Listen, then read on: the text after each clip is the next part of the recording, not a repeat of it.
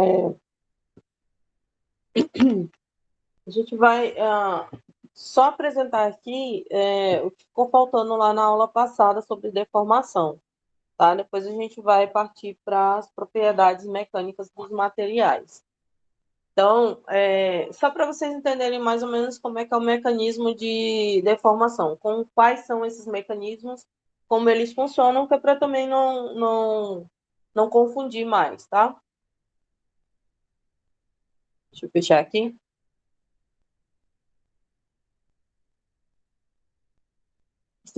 Se vocês não estiverem me ouvindo, vocês me avisem, tá bom?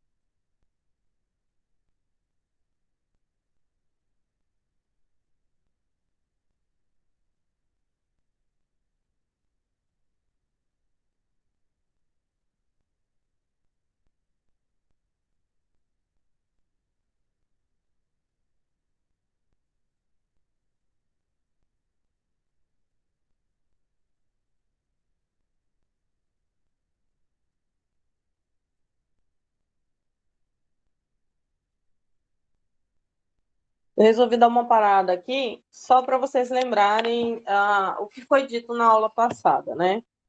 O que foi dito? Quando a gente tem a deformação de materiais, por exemplo, materiais metálicos, a deformação que é feita dentro dele, ela não altera a cristalinidade. Vocês lembram de cristalinidade quando vocês viram ciências dos materiais, né? Todo mundo lembra?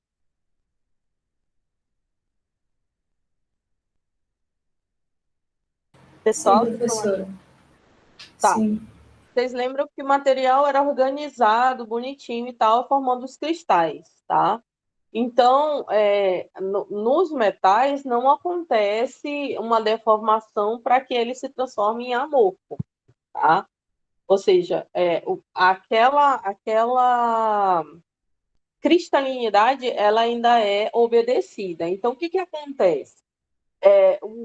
Esses cristais eles deslizam um pelos outros. Quando a gente fala em deslizar, imagina que cada pedacinho desse aqui fosse uma carta de baralho, tá? Então ele tem como deslizar e permanecer com a mesma cristalinidade. Tá todo mundo enxergando aí? Tá? E aí esse escorregamento, o mecanismo de escorregamento ou deslizamento, tá? Ele é próprio de materiais sólidos. tá? Materiais metálicos, materiais cerâmicos, materiais poliméricos, tá? Então, quando vocês verem falar sobre essa deformação, ela não vai falar para vocês que o material vai se transformar, porque está deslizando, ele vai perder as características de cristalinidade dentro dele, ele não perde, tá? E aí, por isso que eu falei, olha, separa na cabeça de vocês coisas do tipo o alongamento provocado por aumento de temperatura, tá? Porque uma coisa é o que acontece lá na expansão provocada pelo aumento da temperatura, outra coisa é o que acontece aqui provocado pela força. Todo mundo entendeu a diferença?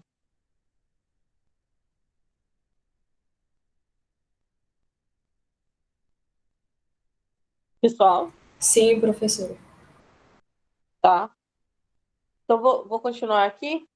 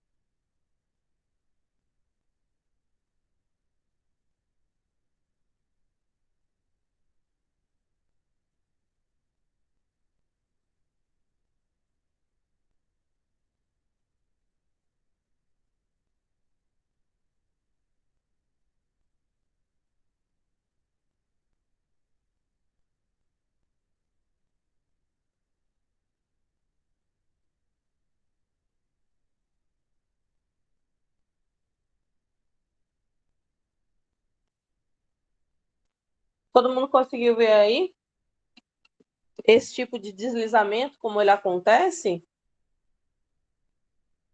Ficou alguma dúvida?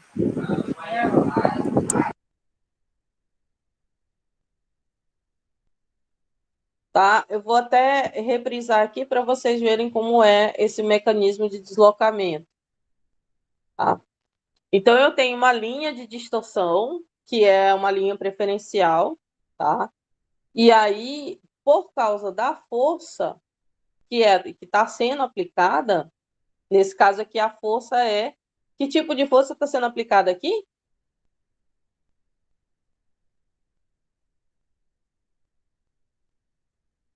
A gente já falou sobre ela na aula passada.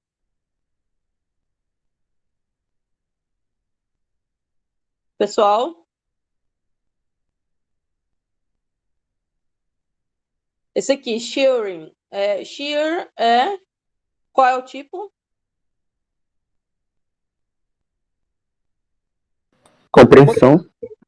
Hã? De compreensão. Não, é de corte, né? Cortante. Essa força aqui, ó, é cortante. Tá cortando. Seria compressão se ela estivesse na mesma linha dessa daqui, tá? Aí estaria comprimindo. Essa aqui, Entendi. shearing, é de corte, tá? Tá cortando. Essa força que tá aparecendo aí é cortante. Então, esse deslizamento vai acontecer porque elas não estão no mesmo sentido, né? Sentido. Não estão na mesma direção, ok? Direção e sentido, tá? Elas estão, ó, em planos diferentes. Por elas estarem em planos diferentes, acontece esse deslocamento em linha, tá? E aí, quando você coloca esse pedaço, o que que o plano consegue fazer por causa dessa força? Ele consegue deslizar, ó, daqui passa para cá, daqui passa e vai alinhando todas elas, tá? Então, presta bem atenção o que que vai acontecer aqui.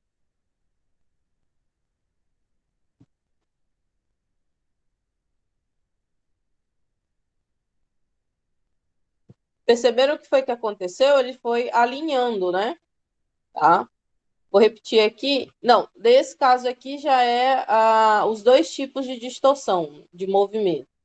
Um é por parafuso, tá? E o outro pode ser por corte. O de parafuso, ele meio que rotaciona. Então, isso aqui vai acontecer, o que aconteceu lá de forma reta, ele vai acontecer como se fosse um parafuso, tá?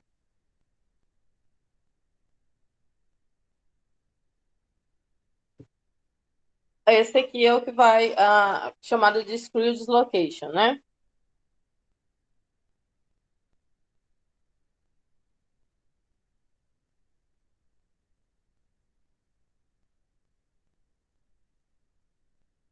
Tá?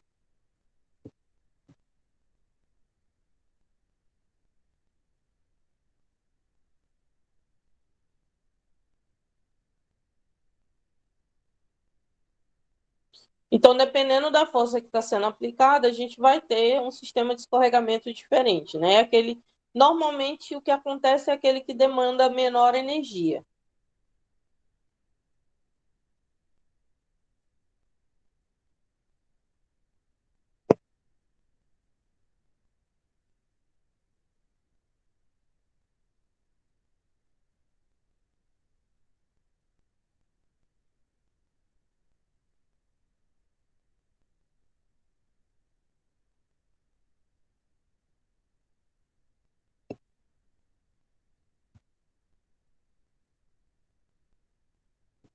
Tá? Quando a gente tem um único cristal fica fácil da gente ver, tá? O problema é quando a gente tem os chamados policristais. Aqui a gente tem um exemplo de policristal, tá? O que define que eles são policristais é essa região de fronteira entre um cristal e outro. Normalmente ela define, por exemplo, um cristal pode estar numa direção, outro cristal pode estar em outra direção, outro sentido, tá? E os escorregamentos vão se dar de forma a direção e sentido de cada cristal. Então, esse aqui é um cristal, ó. Essa aqui é uma região de fronteira, tá? Aqui eu tenho outro cristal, esse aqui é outro cristal e por aí vai, tá? Cada um, ó, tem região de deslocamento diferente. Tô conseguindo enxergar? Tá? E eles todos se acomodam de forma em que, no final, essa energia seja equalizada e os cristais permaneçam em equilíbrio, tá?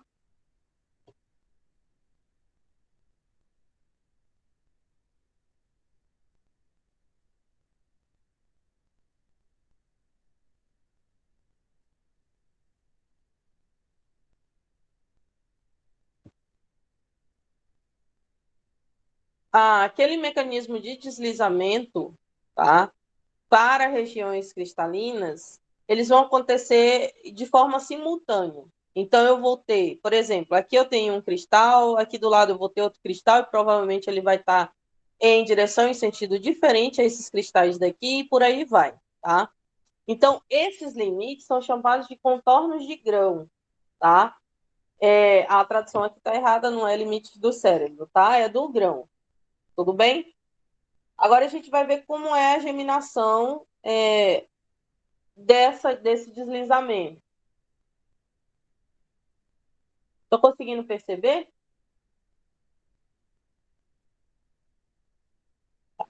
Esse tipo de deslizamento que foi feito aqui, ele é chamado de maca, quando ele é espelhado, tá?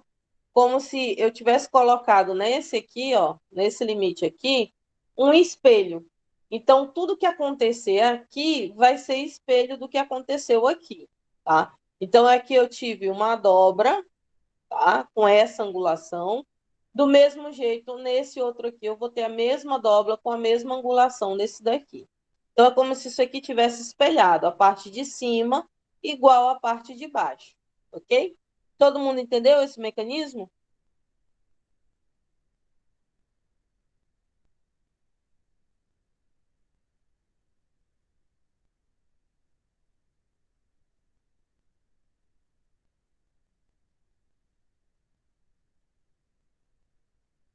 Como é dito aqui, a gente pode fazer dois ou mais planos durante essa geminação, tá? Então, eles ficam claros onde é que vai ser essa dobra, né? Esse espelhamento por causa da forma em que eles se repetem.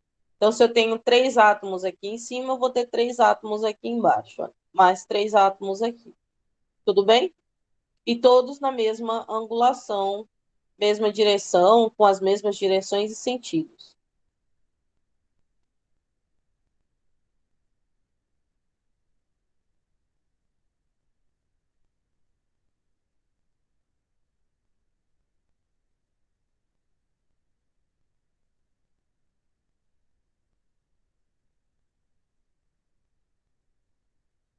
Então, foi mostrado para vocês os 2 tipos de escorregamentos, né? Um escorregamento é, como se fosse na caixa, né? Em que o material está organizado, né? Então, é naquele sentido, na lâmina longitudinal e tudo. E o outro deslocamento é como se fosse espelhamento, né? Uma geminação como se fosse um espelhamento. Ok? Tudo bem? Todo mundo entendeu? Os 2 mecanismos de deformação? Sim, professor. Tá ok. Então, agora a gente vai partir para o material da aula de hoje.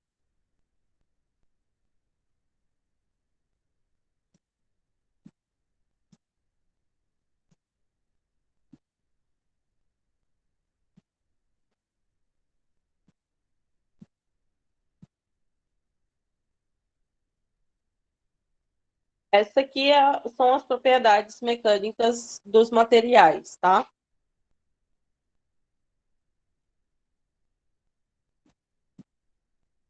Todos os materiais de engenharia, eles são selecionados pela combinação das suas propriedades. Aquilo que mais me oferece benefício, eu vou escolher. Tem projetos que têm as suas especificidades já descritas. Por exemplo, se eu quero um material que resista a impacto, é óbvio que eu não vou colocar um material que tenha uma fragilidade a impacto, né? Então, essas pequenas especificações, elas vão dar condições para que eu escolha um material, tá? Então, essas condições de serviço, por exemplo, olha, eu preciso de um material que não seja frágil. Frágil quer dizer que ele não suporta impacto, né? Ele quebra o impacto, tá? Eu quero um material que seja dúctil, ou seja, que eu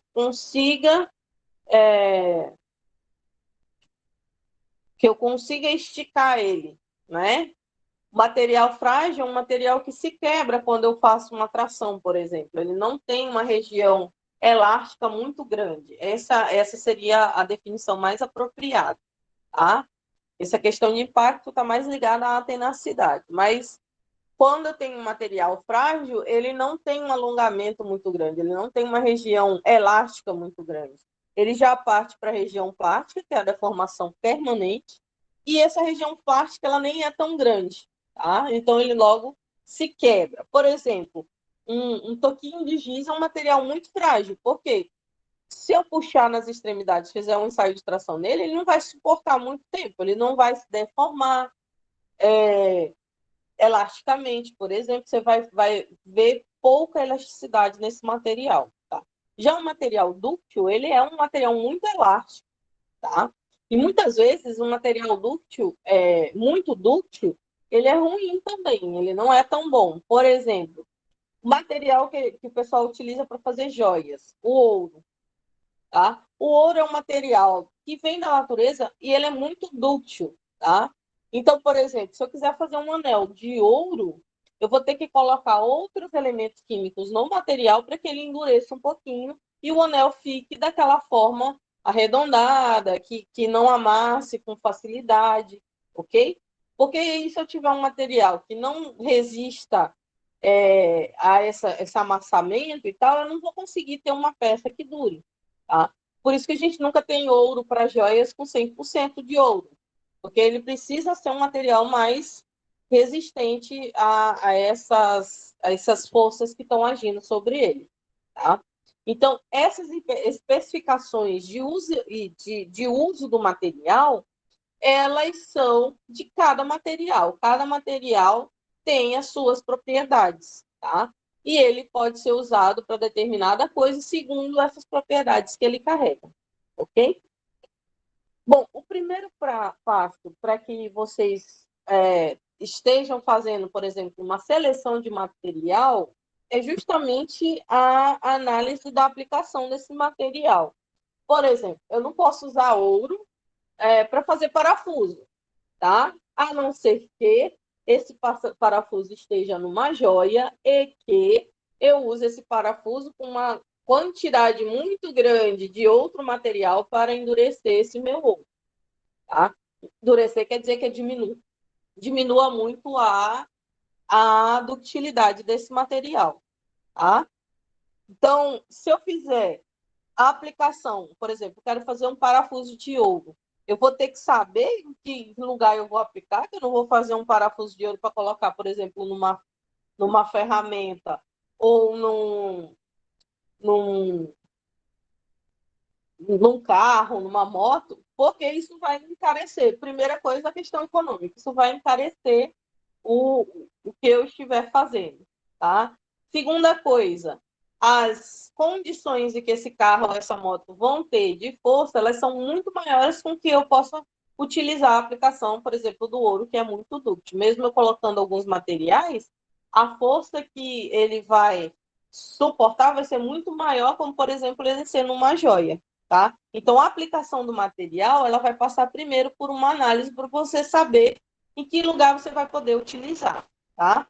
Essa aplicação, a análise da aplicação, ela vai determinar as características mais importantes. Por exemplo, se o material deve ser forte, duro ou dúctil, né? Será submetido a uma aplicação que envolva alta tensão ou força intensa súbita, né? Ou condições corrosivas e abrasivas, tá? Tudo isso deve ser analisado. Como eu disse, cada material tem as suas condições de trabalho, tem as suas aplicabilidades, tá? Depois que vocês conhecem essas propriedades, a gente pode fazer a seleção preliminar do material, tá?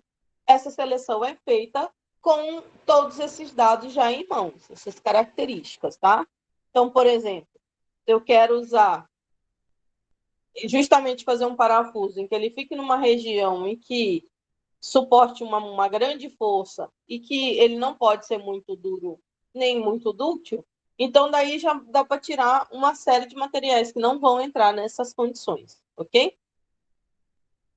Todo mundo entendeu isso aqui?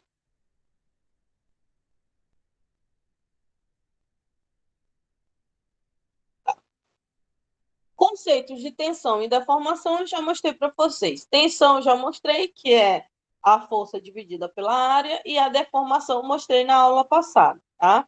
Esse comportamento de cada material, ele é uma resposta da deformação, tá? Ele tem como de resposta uma deformação, e ele geralmente, essa deformação ocorre depois que tem uma carga aplicada, tá? E é a tensão dentro do material. Por isso que os gráficos que são feitos são gráficos de tensão e deformação, porque uma é resposta da outra, é como se fosse ação e reação, ok? Bom, algumas propriedades mecânicas importantes são a resistência, a dureza, a ductilidade e a rigidez. Cada uma delas tem as suas características, tá? As deformações, elas podem ser elásticas e plásticas.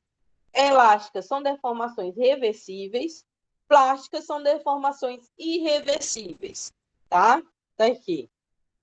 Elástica reversível, plástica irreversível, ok? Dúvidas até aí, gente? Não, professora. Não. Tá. Eu vou mostrar daqui a pouco para vocês um ensaio de tração em que vai ter as duas coisas acontecendo, tanto a tensão quanto a deformação, tá? As forças de aplicação de tensão podem ser tração, compressão, cisalhamento e torção. Tração está no sentido de puxar as extremidades do material e o material vai se alongar, tá? Ele vai alongar Logo, esse diâmetro aqui ele vai diminuir, se eu estiver trabalhando com material cilíndrico. A compressão são forças que atuam na mesma direção, né? Em sentidos opostos, ok? É no sentido de encurtar o material. Quando eu encurto esse comprimento aqui, o diâmetro desse material aumenta, porque tem que ter aquela questão de equilíbrio, né? Tá? A outra é o cisalhamento, que a gente viu lá na aula passada. Esse cisalhamento ele ocorre com uma mudança de ângulo, né? Porque está ocorrendo um corte, esse ângulo ocorre, eu acabei de mostrar para vocês como é que ele ocorre, né? Como é que os cristais de dentro escorregam para que esse ângulo apareça, tá? E por último vai ser a torção que a gente vai ver nas próximas aulas, tá? Torção acontece também uma deformação angular, só que em uma só das extremidades, ou seja, esse ângulo vai diminuindo aqui até chegar em zero na ponta que você está segurando, tá? Esse aqui é o efeito de torção. Tudo bem? Bom, outra deformação que pode acontecer é por flexão. A flexão a gente já viu também, né? Inclusive já calculou coisas sobre flexão, tá? Tem dois apoios, tem uma força agindo numa placa ou numa viga, tá? E nessa viga passa uma linha neutra, essa linha neutra passa no centro geométrico do material e vai separar o material em duas regiões distintas. A primeira região, a de cima, vai estar comprimida e a segunda região de baixo vai estar tracionada, segundo esse tipo de aplicação de tensão para a flexão, ok?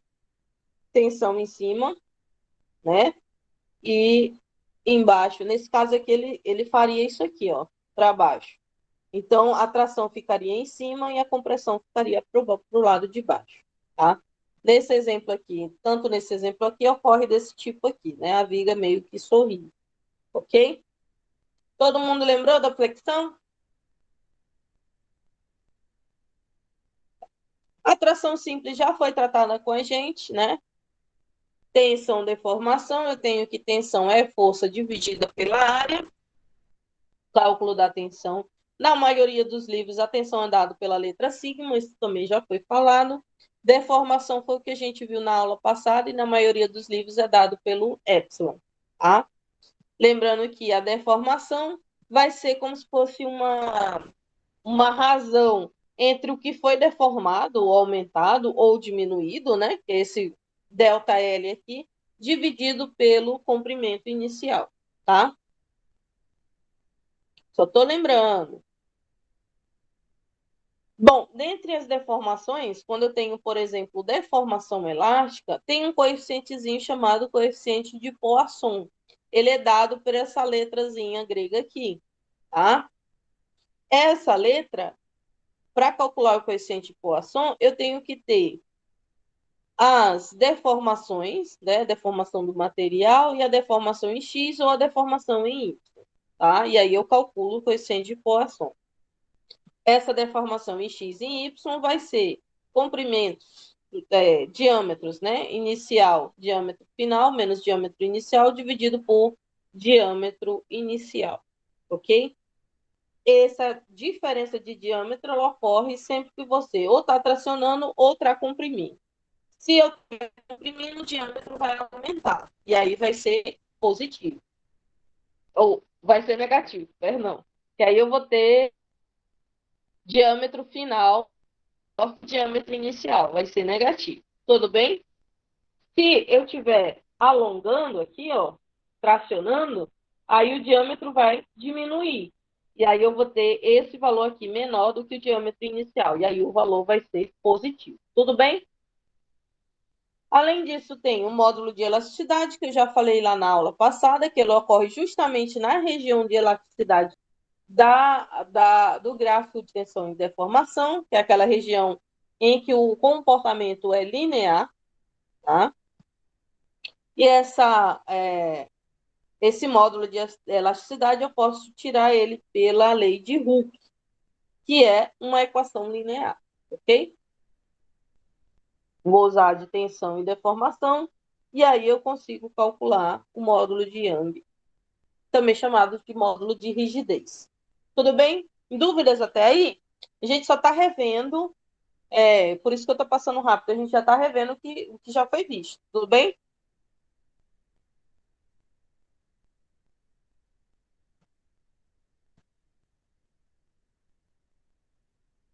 A deformação por cisalhamento. Tá? O cisalhamento simples ocorre por uma força aplicada pelo corpo, tá? Essa força é paralela às suas superfícies, então eu tenho superfície aqui, estou aplicando forças em sentidos contrários, tá? A tensão, chamada tensão de engenharia, vai ser força sobre área. Essa tensão aqui é sempre usada para casos de cisalhamento, então esse tal aqui vai ser sempre cisalhamento, tá? Apesar dela ser a mesma fórmula da outra tensão, que é sigma, que é a tensão dita normal, tá? A deformação aqui, para casos de cisalhamento, não vai ser o epsilon, e sim o gama, tá? E para calcular ela, eu preciso só da tangente do ângulo que foi deformado, tá? Se eu quiser saber o ângulo, é só calcular o arco tangente, tá? Da deformação, ok? E o módulo de cisalhamento aqui, ele é dado por G, esse Gzinho aqui. Tudo bem? Isso aqui a gente também já viu na aula passada, tá? Quando a gente tem materiais isotrópicos, alguém tem ideia do que são os materiais isotrópicos? Ele já foi falado para vocês lá em Ciência dos Materiais, eu acredito.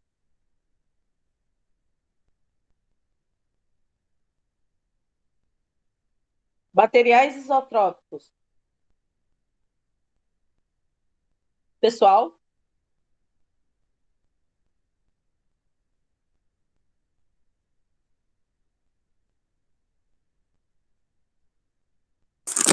Professora, a senhora pode repetir de novo, por favor? Para materiais isotrópicos. Vocês lembram o que são materiais isotrópicos?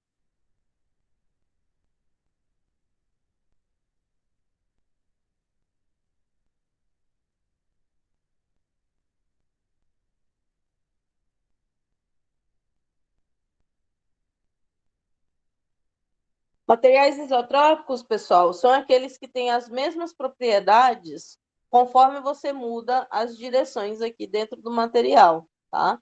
Então, se eu tiver um material isotrópico, ele vai ter a mesma propriedade indo aqui para o eixo Z, como a mesma propriedade indo aqui para o eixo Y, e a mesma propriedade indo aqui para o eixo X. Isso aqui é um material isotrópico, tá? Materiais isotrópicos no regime elástico tem a seguinte relação. Então, se eu quiser calcular esse aqui é o quê? É o módulo de cisalhamento, né? Em que sentido? Ou o módulo de Young, que foi visto bem aqui para vocês, ó. Módulo de elasticidade, como é? Vai ser 2 vezes o módulo de cisalhamento, igual a uma mais o coeficiente de Poisson, tá? Esse coeficiente de Poisson é uma letra grega minúscula chamada nu. Ok? Para muitos metais, esse Gzinho aqui, ele é aproximadamente 0,4 do módulo de elasticidade. 0,4, cerca de 40% do módulo de elasticidade. Ok? Em materiais isotrópicos. Lembrando, materiais isotrópicos têm as mesmas condições, mesmo você mudando as direções e sentidos dentro do material. Todo mundo entendeu?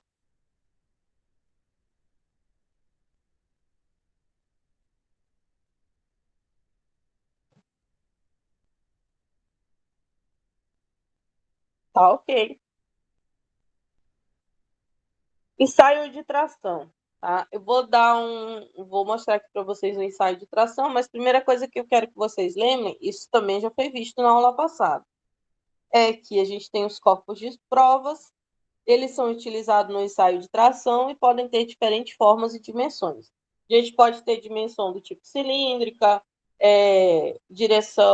dimensão do tipo retangular, tá? Plaquinhas podem ser utilizadas. O que eles têm em comum, na maioria das vezes, eu digo maioria porque nem sempre é possível fazer, dependendo do material, é essa regiãozinha aqui, que vai ser uma região de redução, tá? Nem sempre vai ser possível fazer isso. E aí tem a norma que especifica quais materiais e como você pode usar essas formas aqui, tá? Por exemplo, um alumínio, se ele for muito dúctil, não dá para fazer isso aqui no torno. Então, você vai ter que procurar outro tipo de forma que a norma deixa você fazer essa escolha, tá? E aí, mudando a forma, você vai ter cargas das células diferentes, tensões diferentes, tá? E as medidas de deformação também vão ser características segundo essas formas do material, tá? As medidas de deformação, elas são feitas por um extensômetro. Esse extensômetro ele é colocado no material, mais ou menos ali onde ele vai se romper. A gente não tem muita ideia de onde ele vai se romper exatamente, mas você coloca, se essas garras estão presas de forma certa, você coloca exatamente ali pelo meio, tá? Se elas estiverem escorregando em um dos lados, é claro que isso aqui vai se deslocar ou para cá, dependendo do lado que ela escorregar mais, tá? Então, essa aqui é uma máquina de ensaio de tração. Normalmente, essas máquinas, essas que estão vendo mais recente, elas são não só de ensaio de tração, mas ensaio de compressão, ensaio de flexão e por aí vai, tá? Basta mudar todo esse conjunto aqui que você tem uma máquina nova na mesma máquina, entendeu? Esse aqui é o corpo de prova, o extensômetro está sendo colocado aqui. Ele usou toda a área útil para poder evitar que se perca quando houver o rompimento. Então, está aqui o extensômetro, tá? Esse extensômetro aqui é muito bom porque ele é um extensômetro óptico. Então, é feito por lasers, ok? Deixa eu colocar aqui o ensaio de tração para vocês verem como ele ocorre.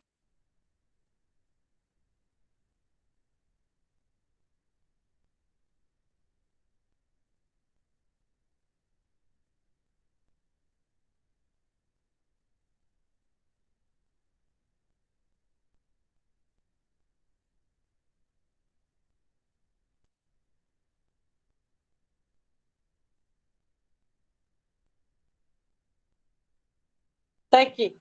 Esse aqui é um ensaio de tração que ocorreu na Universidade Estadual de Maringá, tá?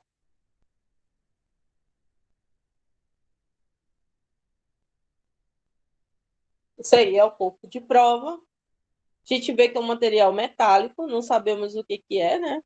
Mas é um material metálico.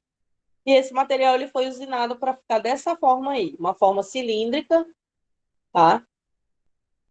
E a área de trabalho dele é essa área toda que vai daqui de cima até aqui embaixo, onde tem essas regiões de adoçamento, ok?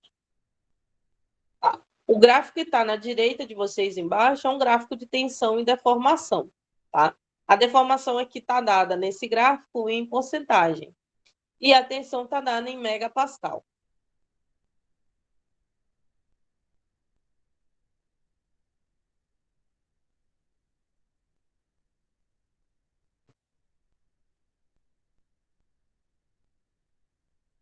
Nós estamos já em 400 megapascal com uma deformação de 5%.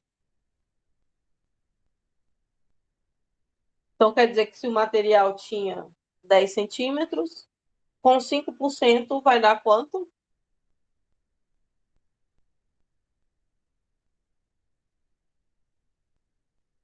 0,5, né?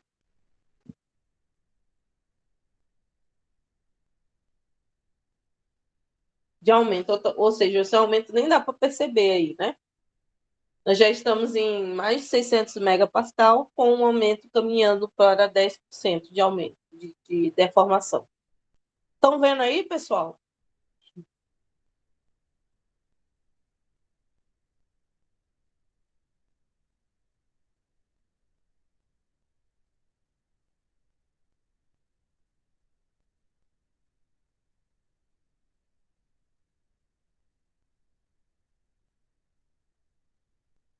já está em 800 megapascal, já passamos de 10% de deformação.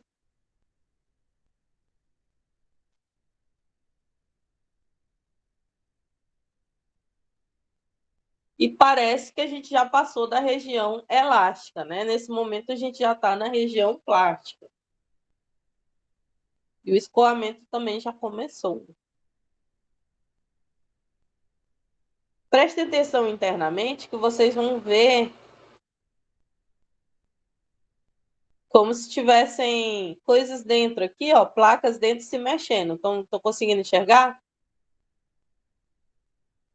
A estricção está ocorrendo aqui embaixo, ela não está ocorrendo no meio. Então, preste atenção para essa parte aqui.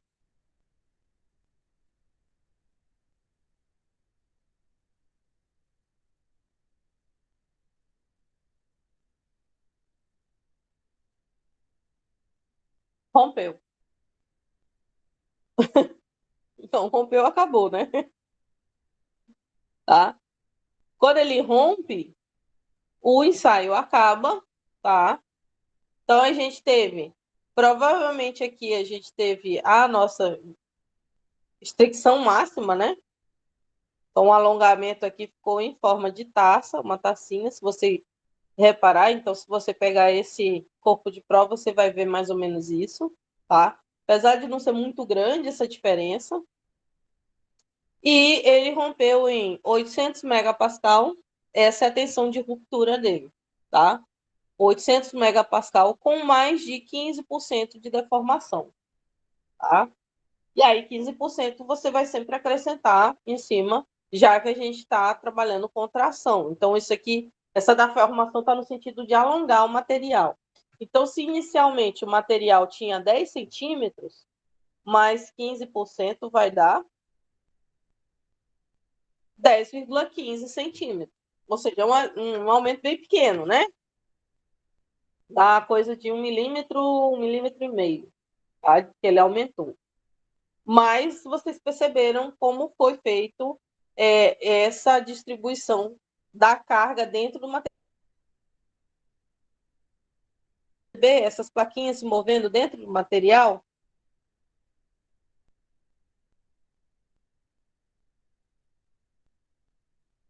Essa última parte que a senhora falou cortou, professor. Pode repetir?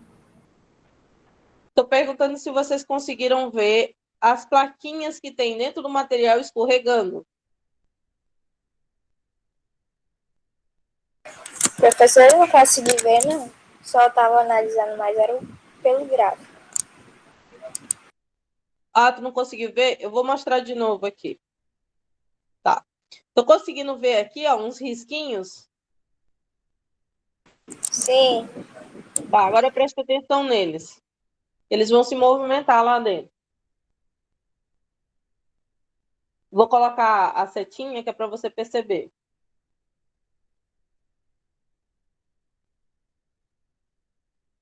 Conseguindo ver aqui, ó? Tava aqui, já tá lá em cima. Tá vendo? Tô percebendo? Olha aí, tá passando, já tá aqui em cima já.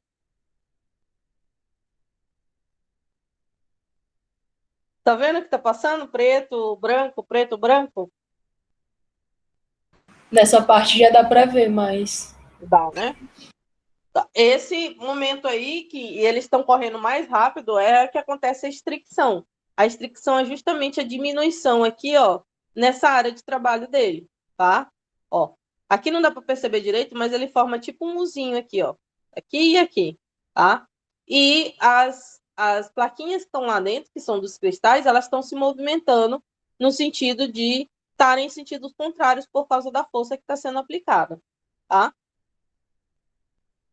Aí aqui ele tem o momento máximo dele, que é antes da ruptura. Aí ele rompe, ok? Tudo bem, pessoal? sim, professor.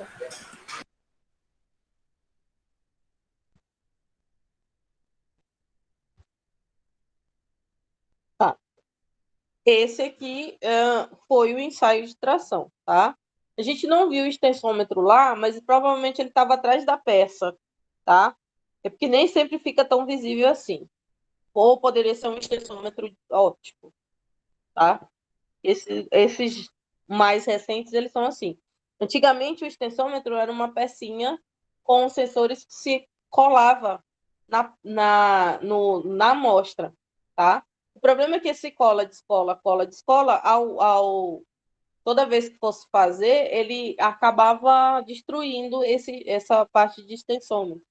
E aí, agora, eles criaram coisas mais duráveis, né? Ok?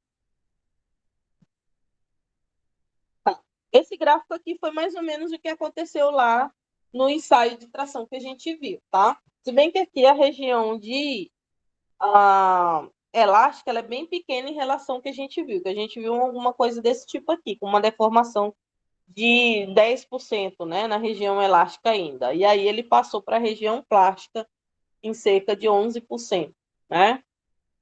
Mas aqui a gente tem também um gráfico bem semelhante àquele que foi visto lá, tá? No começo a gente tem o material da forma na origem, né? Depois ele vai esticando, esticando até fazer a estricção, né? E aí depois da estricção ele rompe, ok? Esses valores de tensão, deformação, vocês já sabem como calcular, tá? Esse ponto P aqui, ele corresponde ao limite de proporcionalidade. O que é o limite de proporcionalidade? Esse ponto aqui é o ponto de mudança em que o material ainda essa ocorrência de linearidade, ele vai até esse ponto P aqui. Passou daqui, ele já não é mais linear. Tá? Então, ele é linear até o ponto P. Esse ponto P, onde ainda é linear, ele ainda é proporcional, porque esse valor aqui vai ser proporcional ao de tensão. De deformação proporcional ao de tensão, e eles vão aumentar concomitantemente, tá? Em proporcional, por isso que gera essa linha reta aqui, essa parte linear, tá? Passou desse ponto P aqui, já não tem mais essa proporcionalidade. Então, o limite de proporcionalidade é até o final da parte linear, ok? No limite de proporcionalidade, a deformação a partir do ponto P, ela é plástica, tá? Elástica só até onde é linear. Antes do ponto P, ela é elástica. Tudo bem, pessoal? A essa altura do campeonato, vocês já sabem o que é elástica e o que é plástica, né? O que é? Deformação elástica. Uma deformação reversível. Isso. E a plástica é irreversível, né? Isso. Tá. Esses limites aqui que foram estabelecidos, tá? Eles são partes do gráfico da curva chamada tensão-deformação, tá? O primeiro ponto aqui é o ponto epsilon, que corresponde ao limite de escoamento, tá? Desse ponto para cá, o material passa a escoar, ou seja, aquelas plaquinhas que estão lá internas do material passam a deslizar umas sobre as outras, tá? O ponto M é o limite de resistência à tração, tá? Aquele limite que a gente calculou lá, limite de resistência à tração, ele é utilizado para, justamente no projeto do seu material, você trabalhar em torno disso aqui, ou anterior a isso aqui, que é o mais, como é que diz? É o mais viável de trabalhar, porque a partir daqui, você já tem um decréscimo de tensão e um aumento de deformação muito grande, tá? Aqui, ó, deforma muito. Então, não é bacana utilizar esse limite aqui, por exemplo, de ruptura do material. Sempre é bacana trabalhar com um limite de resistência à tração, tá? Então, aqui eu tenho a tração máxima, tá? A partir daqui as frações são menores, ok? E aí, o que eu vou fazer? Se eu tenho a tração máxima nesse ponto, é bom que eu trabalhe com valores menores do que esse daqui, porque se eu atingir esse limite, daqui para frente a deformação ela já está caminhando para a ruptura do material, ok?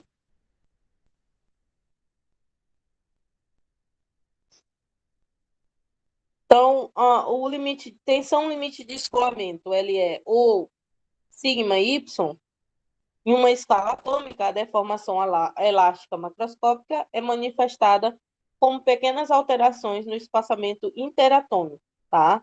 E na extensão de ligações interatômicas. Isso vai lá dos cristalzinhos que estão dentro do material. Na maioria dos materiais metálicos, essas deformações ocorrem até uma deformação de 0,5%, tá?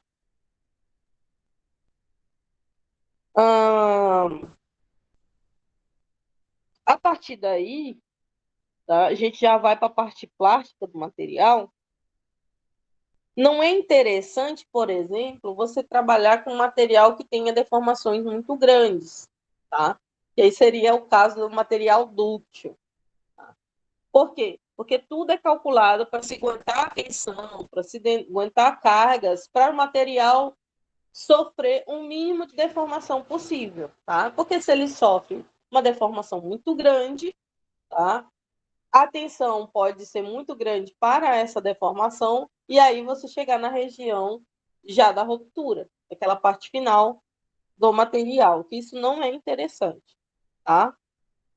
Bom, esses limites a gente calcula, por exemplo, né, essa deformação, a tensão limite de escoamento, a gente calcula com uma reta que é usada paralela à reta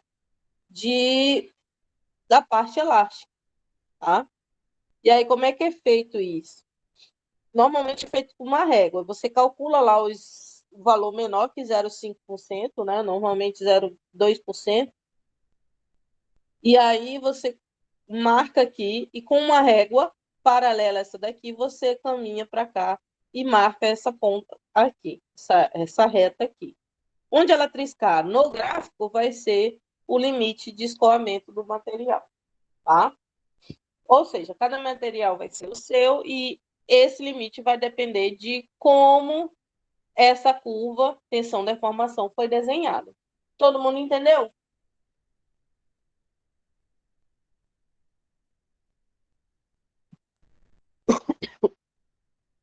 Vou fazer assim.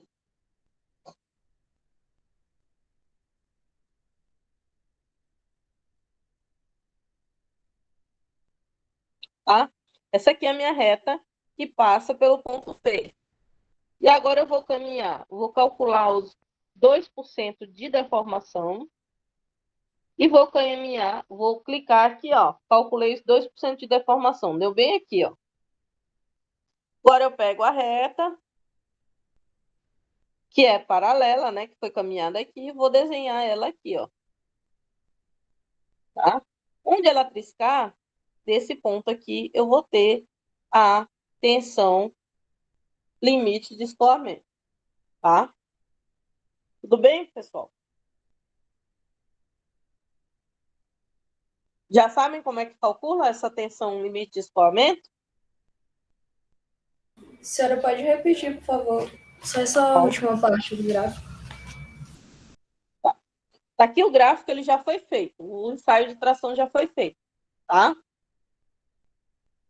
Essa parte elástica aqui, ela é definida porque daqui para frente já começa uma curva, tá? Então, você vai ter que vir aqui e verificar até onde é o limite de proporcionalidade, que é bem aqui nesse ponto P, tá? O que você faz? Você desenha uma reta, vou colocar aqui como se eu estivesse fazendo de forma digital, tá? Desenha uma reta, e essa reta vai estar em cima da linearidade da curva, a parte elástica do gráfico tensão-deformação, tá? E aí você só puxa, calcula lá os 2% que você quer, tá? Da deformação, olha, eu quero uma deformação de 2%. Eu calculei os 2%, deu aqui, ó.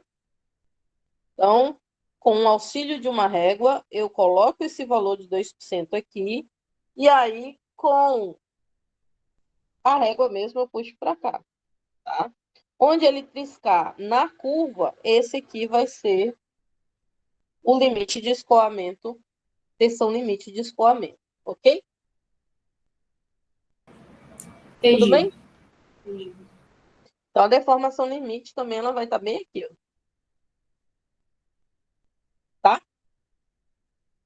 Que aí, nesse caso, esse último ponto é quando ela se quebra, né? Não, esse último ponto ela vai se quebrar aqui, nesse gráfico. E ruptura é aqui, ó. Entendi. Mas eu não posso usar o de ruptura, porque na tensão de ruptura, o material já se rompeu. A tensão de ruptura está atrelada à deformação na ruptura. Entendeu? Entendi. E na ruptura não é interessante usar, tá? Há alguns exemplos, quando, por exemplo, a diferença não é muito grande, ou, aliás, quando a diferença é muito grande, eles usam tensão de ruptura, mas, tipo, muito raro, tá? E ainda mais que a nossa ruptura aqui, ó, é maior do que a tensão de limite de escoamento, né? Então, quer dizer que esse material aqui, ele não é muito elástico, né?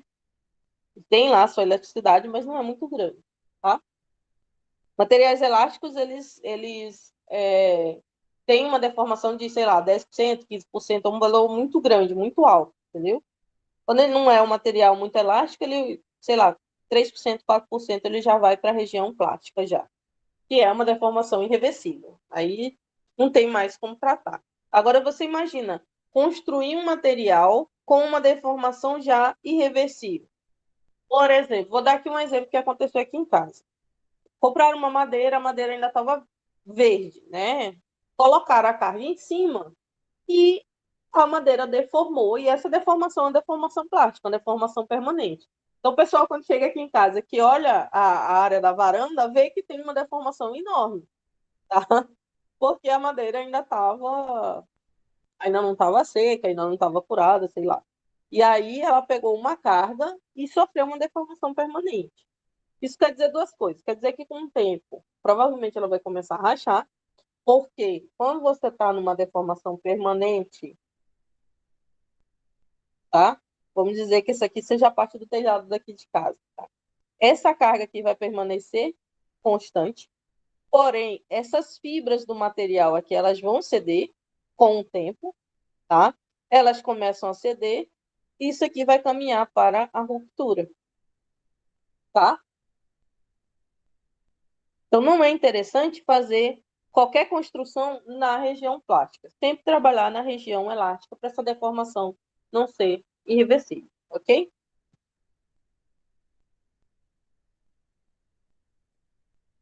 Tudo bem? Sim. Então, vamos lá.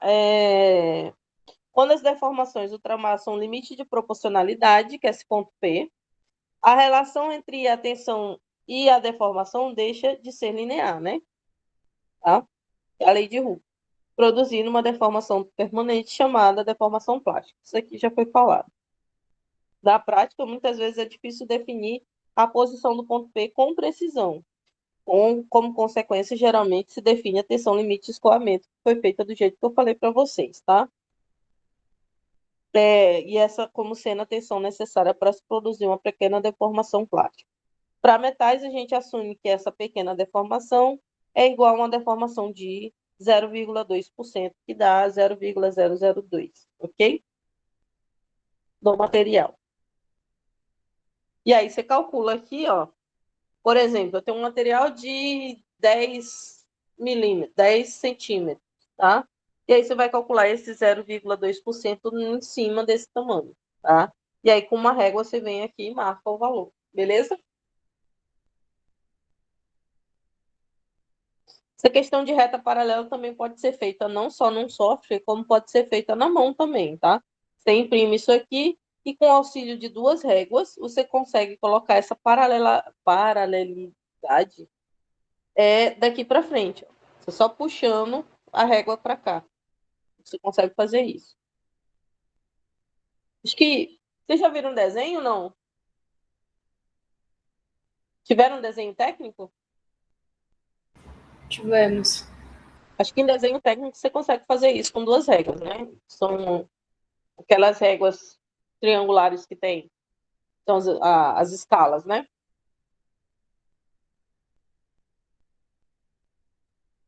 Tensão, deformação, curva. Ainda sobre a curva de tensão, deformação, a gente tem esse EU aqui, ó, no ponto M. que é a deformação máxima, né?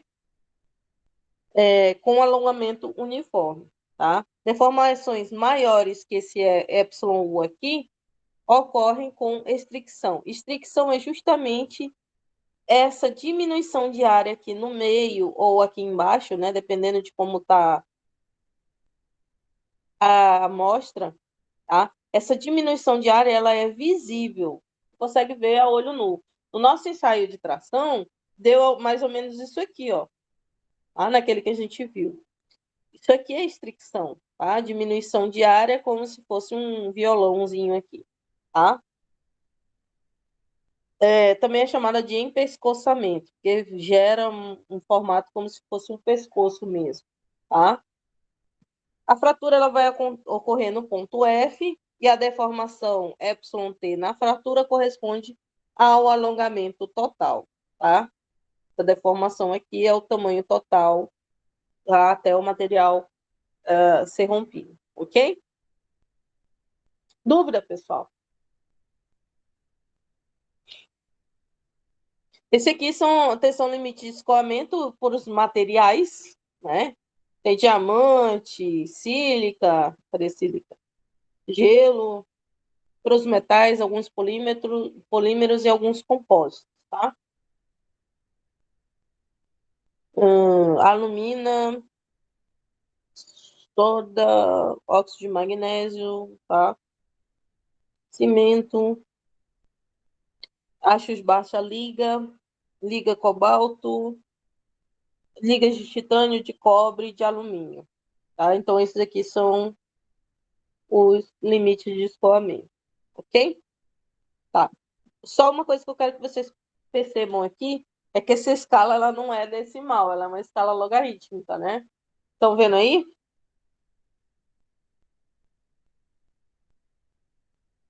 Tá? Bom, agora vamos lá para o módulo de elasticidade. Esse módulo de elasticidade é aquele próprio de cada material. Tá? Tem material que é mais elástico do que os outros, né? Tá? Isso aqui é calculado pela lei de Hooke. Tá? Pega a tensão, o módulo de elasticidade e a deformação. Ok? Tem materiais como, por exemplo, o ferro fundido cinzento, concreto e alguns polímeros para os quais a porção elástica da curva não é linear. Para vocês verem o tanto que é essa diversidade de material. Tá? Então, ela é uma curva já logo no princípio, ou seja, já não tem linearidade logo no início. O ferro fundido cinzento é um ferro bem frágil. Tá? Concreto também é frágil. São materiais frágeis, que não suportam ser esticados. Tanto que você nem encontra na literatura ensaios de tração para esse tipo de material, porque eles já têm isso aqui, ó. A tração deles já é na forma de curva, tá? O que eles fazem nesse caso em que não é possível ter a região linear? Eles vão calcular por tangente ou secante no material, tá? Vou imaginar que esse material aqui fosse daqui para cá, né, fosse reta. Então, a gente faz uma tangente aqui uma tangente, nesse caso aqui, uma secante, ok? O módulo tangente, ele é tomado com a inclinação da curva, tensão da formação a um nível especificado de tensão. No caso do módulo secante, também vai ter outro nível, essa inclinação aqui vai ter outro nível pré-estabelecido, tá? Tudo bem? Todo mundo entendeu a lei de Hooke? Como pega para materiais cuja elasticidade não é visível?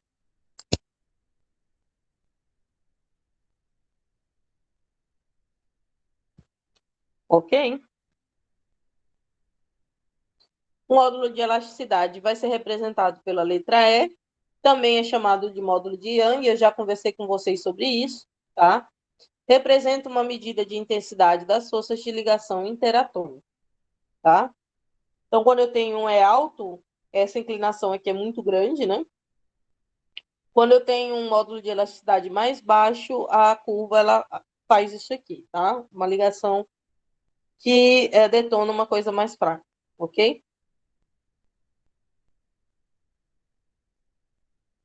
Aqui eu tenho um módulo de elasticidade para diferentes materiais. Tá?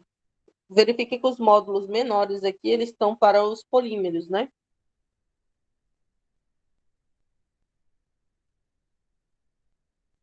Deformação real. O que é a deformação real? Tá. Na engenharia, a gente, por exemplo, considera uma amostra cilíndrica homogênea sujeita a uma tensão uniaxial. Uniaxial quer dizer que é num único eixo, tá? Ao longo do eixo de equilíbrio. A área inicial da seção transversal da amostra vai ser o A0, essa áreazinha aqui, e o comprimento inicial vai ser o L0. Então, vamos começar com esse desenho aqui, ó, que está pontilhado, tá? Quando a gente aplica a tensão, o comprimento vai variar. Não é mais L0 e vai passar a ser Ln, e que é esse comprimento maiorzinho aqui, tá? Do mesmo jeito, a área da base aqui, ela vai alterar, né? Não vai ser mais a 0 e vai passar a ser a N. Vai ser isso aqui, ó, tá? A deformação de engenharia, epsilon, vai ser a variação do comprimento dividido pelo comprimento inicial, tá? Mas e o que seria a deformação real? Vai ser integral disso aí, tá? E esse comprimento ele está variando do L0 até o Ln, que é o comprimento final, tá? Esse valor calculado dessa forma, ele é bem mais preciso do que só isso aqui, tá? Por quê? Se eu estou levando em consideração que isso aqui é uma curva, se eu for calcular a área dessa curva, é óbvio que eu não vou poder calcular dessa forma aqui, ó, tá? Calcular isso dessa forma é como se estivesse fazendo isso aqui, tá?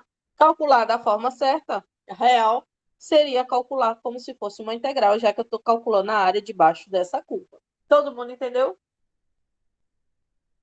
Pessoal? Entendi. Tá? Então, essa deformação real é denominada real e a correlação com a deformação é apresentada com esta equação aqui. Log neperiano do epsilon mais 1. Ok? Aqui é como se estivesse calculando a integral de 1 sobre L dl. Tá? 1 sobre L vai ser log de L. E aí o L está variando de Ln até o L0. Aí é só fazer a substituição. Tá? Essa variação Ln aqui, vocês podem usar esta formulazinha aqui. Tá? E aí a gente obtém epsilon, que vai ser tudo isso aqui, mais 1. Tudo bem? Dúvidas até aí, pessoal?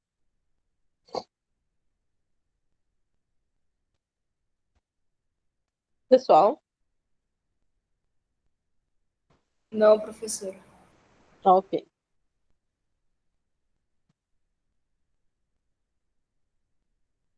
Tensão de engenharia e tensão real. Tá? Do mesmo jeito que a gente tem a deformação real, a gente vai ter a tensão baseada na deformação real. Tá? Para cada instante de tempo, a deformação real, que vai ser o sigma R, é definida como uma força aplicada em F, dividida pela área da seção transversal, área T. Tá? Então, eu vou ter a deformação real igual a força sobre área, como qualquer outra deformação. Na tensão de engenharia, vai ser dada a tensão, força sobre o área zero, que vai ser essa área inicial aqui, ó, antes de ser deformado. Tá? Antes do material ter sido aplicado força nele. Ok? No caso de engenharia, então, basta a gente substituir, né? Então, vai ficar força sobre área, essa área inicial, tá? Corta, corta, vai ficar só sigma, área inicial sobre área. Né? Sigma aqui é esse aqui, ó. tá? Vai ficar área inicial sobre área. Tudo bem?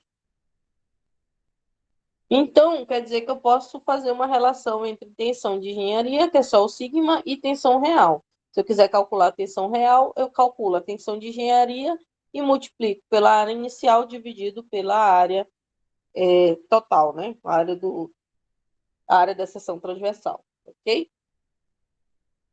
Materiais sólidos são basicamente incompressíveis.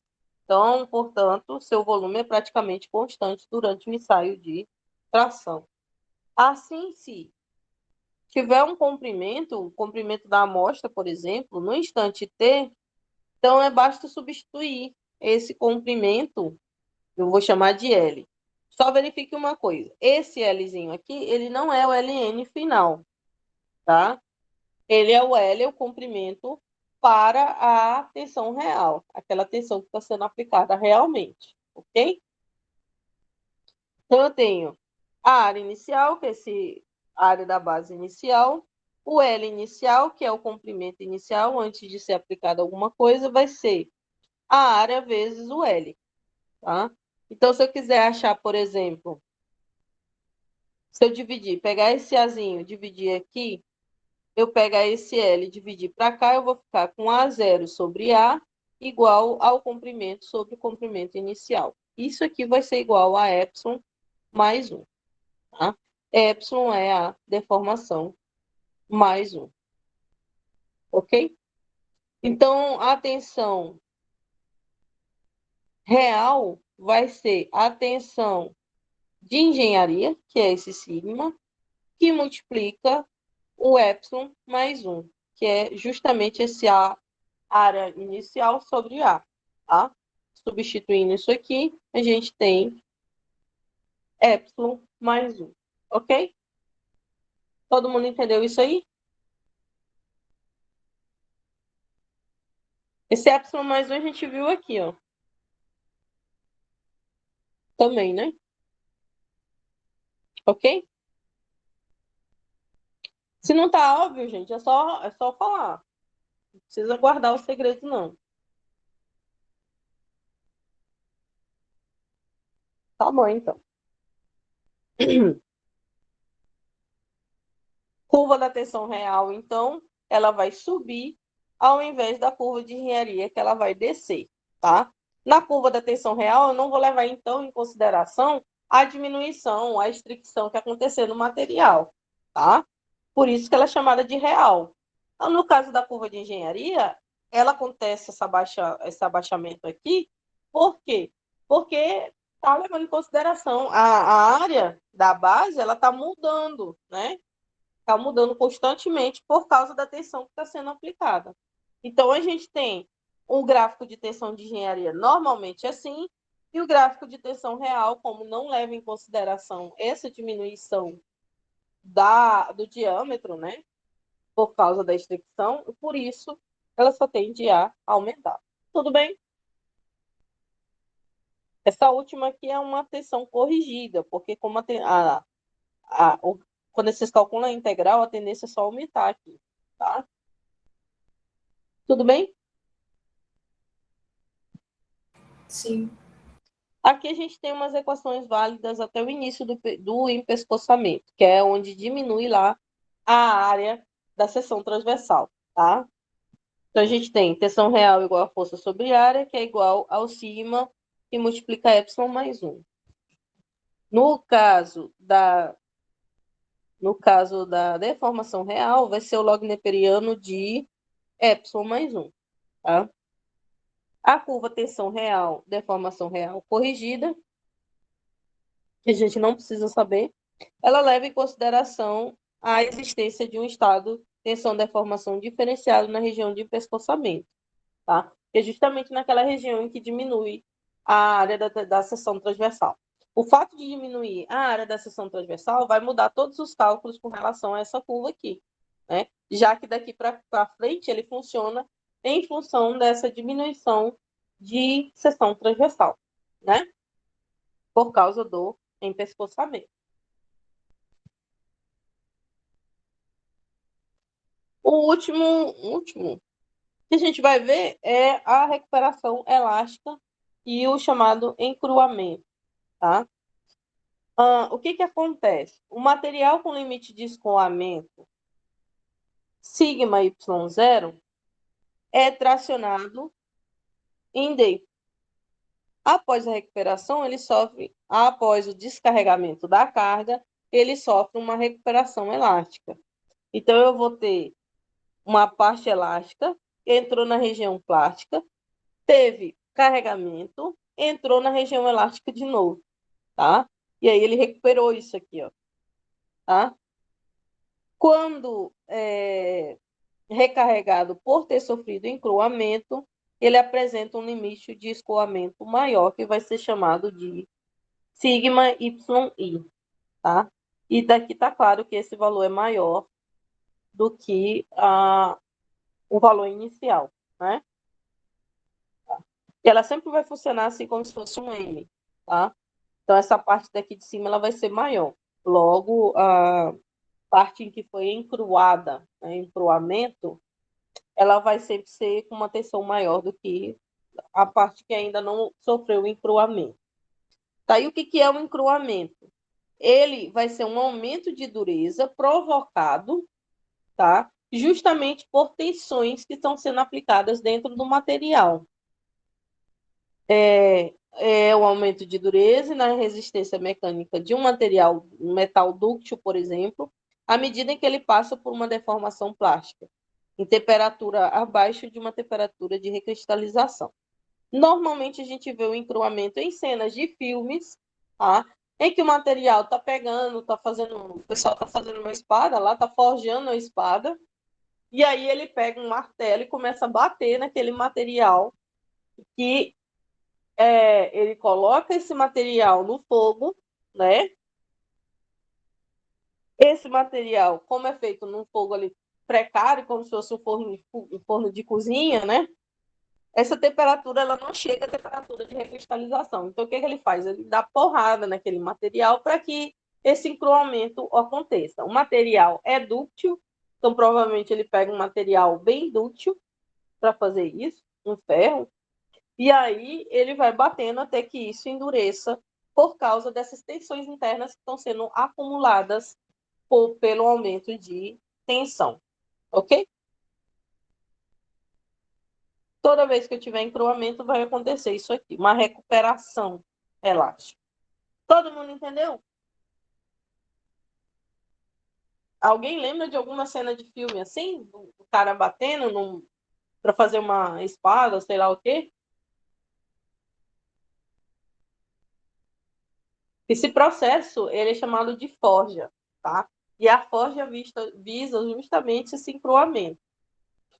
Pessoal, vocês estão aí? Sim, professor. Lembram lá dos filmes? Sim, senhora.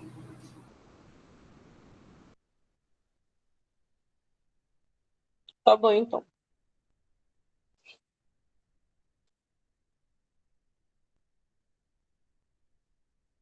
Bom, em resumo, o que a gente pode obter da curva de tensão-deformação? A gente pode obter o limite de escoamento, o módulo de resistência, que é dado pela lei de Hooke, né? O que mais que a gente pode ter? O limite de resistência, que vai ser o ponto máximo, a tensão de ruptura, que também vai ser o ponto final, né? O que mais que dá para ver? O que esse LE? Limite de escoamento, né? O que esse LRT?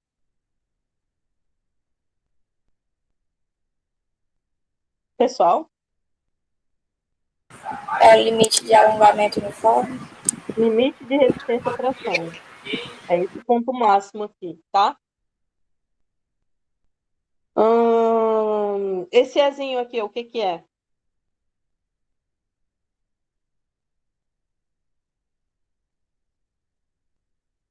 Pessoal?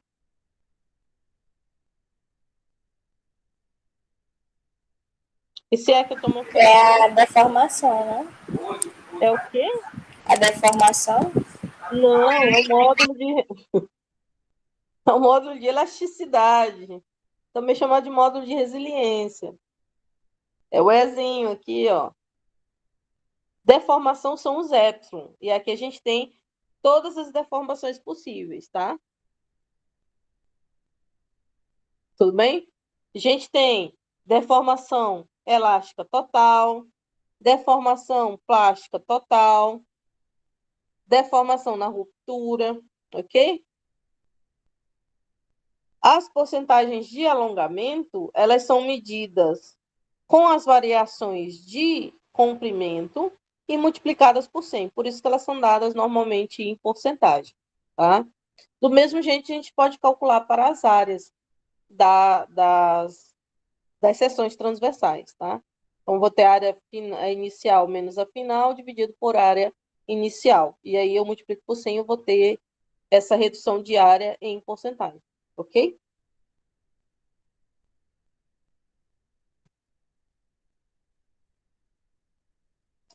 O que a gente pode obter a partir dessa curva de tensão-deformação aqui? Quais são os valores, por exemplo, de resistência à tração?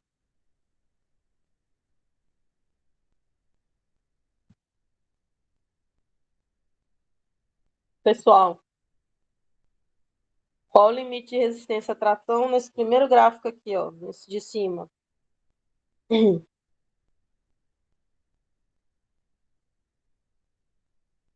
Vai ser esse valor de 450 megapascal. Exatamente. E o limite de escoamento dele? 250 megapascal.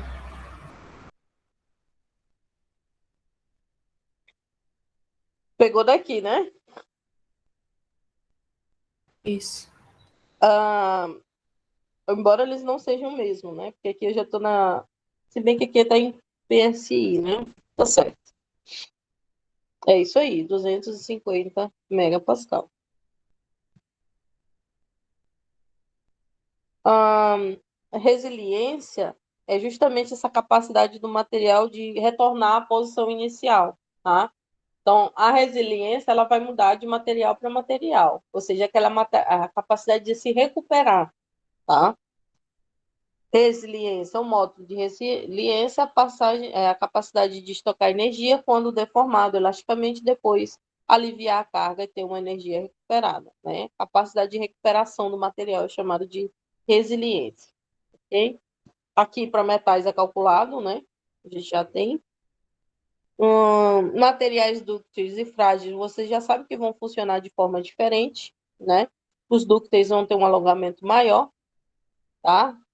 Não quer dizer que os dúcteis tenham tensão maior aplicada, porque aqui a gente tem uma tensão basicamente a mesma, tá? Só que o alongamento do que era dúctil é maior do que o material que é frágil, tá? Alongamento maior, você vai ter um empescoçamento maior também, enquanto que o dúctil vai quebrar, né, romper a praticamente 90 graus, né? Como se estivesse cortando ele com uma faca, ok? A tenacidade, ou chamado também de módulo de tenacidade, é a quantidade de energia absorvida até a fratura, tá? E é indicada pela área total sobre a curva tensão-deformação em tração, tá? Então, esta área todinha aqui, ok? Ficou alguma dúvida? Então, materiais dúcteis é óbvio que vão ter uma área maior, então eles vão ter tenacidade maior do que materiais frágeis, né? Isso aí é conclusão óbvia. O que a gente pode ter a partir dessa curva tensão-deformação? O módulo de elasticidade, tensão de escoamento, limite de resistência à tração, a ductilidade, que podem ser comparadas, né? E, por último, a tenacidade, ok? Tudo isso pode ser retirado num gráfico de tensão-deformação. Então, basicamente, na prova de vocês, quando aparecer um gráfico de tensão-deformação, ele vai estar no lugar de aparecer todos esses valorzinhos aqui, tá? Então, fiquem atentos. Aqui eu tenho uma propriedade de tração de alguns metais, alumínio, cobre, níquel, aço, ferro, titânio, molibdênio, por aí vai. Tá? S-Bras é uma liga de zinco e cobre.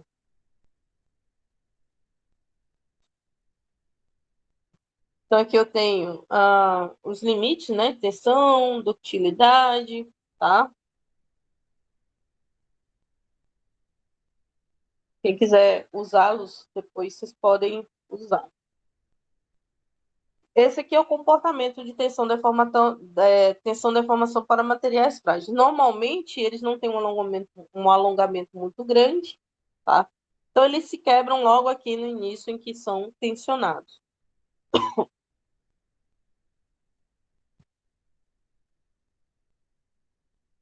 Materiais cerâmicos, por exemplo, a curva ela só vai na parte elástica, ela não entra na região plástica, tá?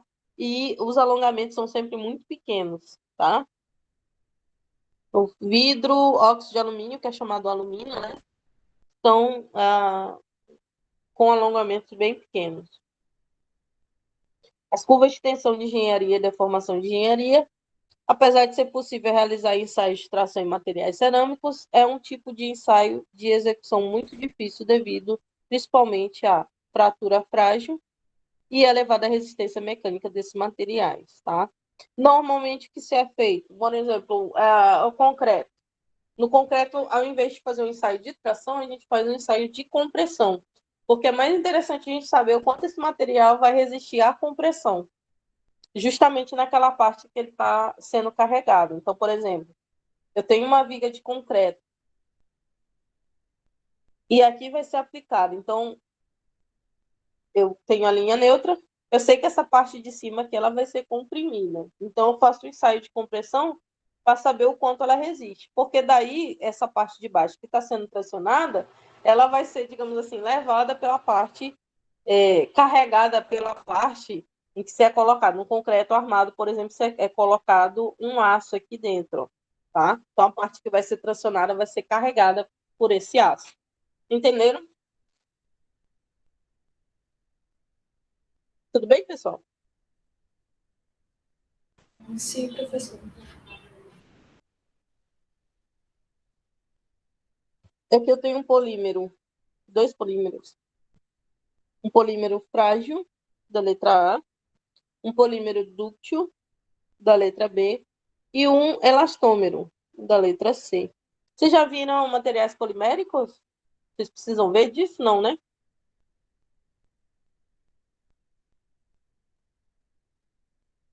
O elastômero ele funciona como se fosse realmente uma borracha, né? Então a deformação dele é muito grande, tá? E em comparação da tensão, ok?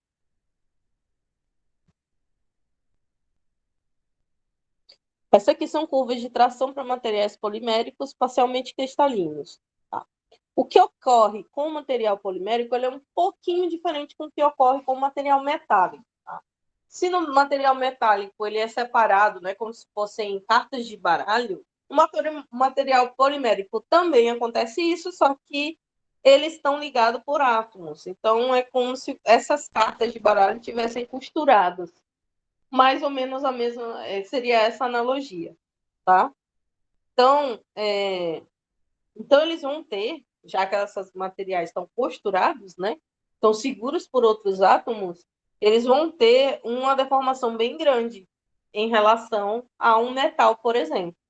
Então, a gente tem aqui um ponto máximo, né? Uma tensão máxima, e até chegar na ruptura. Então, isso aqui vai ser muito maior alongamento do que se a gente estivesse tratando, por exemplo, com um metal, tá?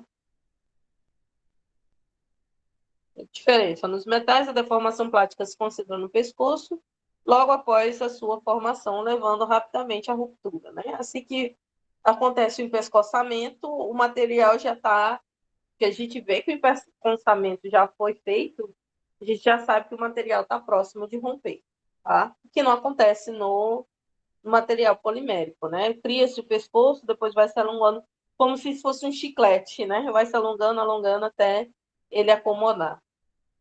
Ok? Isso aqui, eu falei que as placas aqui eram costuradas, é como se elas realmente tivessem costuradas. Por isso que ele consegue segurar mais essa parte de deformação plástica. Ok? Todo mundo entendeu? Da feita que o material polimérico não é 100% cristalino, essa parte amorfa aqui, ela segura o material muito mais tempo do que se ele fosse totalmente cristalino, né?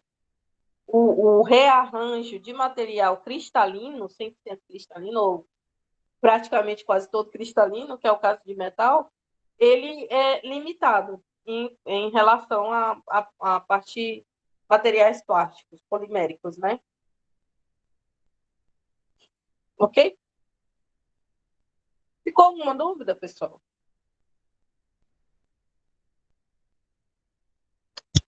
Tá todo mundo aí? Eu vou puxar chamando agora.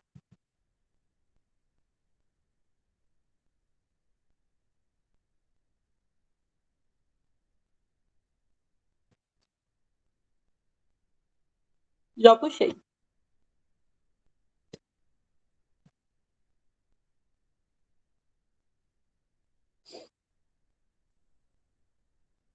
Aqui o que acontece quando você vai adicionando tensão no material, tá? Por que tem essa baixada aqui? Porque o material ele vai se fracionando, tá? E aí, esse material aqui, que era mofo, ele vai se rearranjando e mesmo assim ainda continua segurando, tá? Ou seja, você tem um aumento bem grande do comprimento do material, tá? Já é uma deformação plástica, ou seja, ela não é mais reversível, mas você consegue deformar muito, tá? Justamente por causa dessas ligações aqui. Aqui a gente tem um gráfico de propriedades mecânicas, nem temperatura ambiente e materiais poliméricos.